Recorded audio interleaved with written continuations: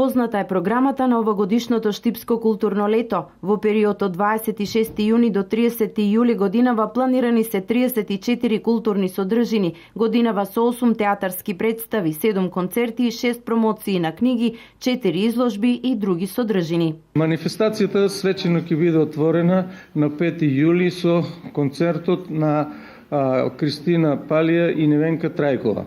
Од содржините на манифестацијата ќе има детски представи неколку, потоа ќе има театарски представи од Бугарија, од Република Бугарија, потоа од Хрватска и од Босна и Херцеговина.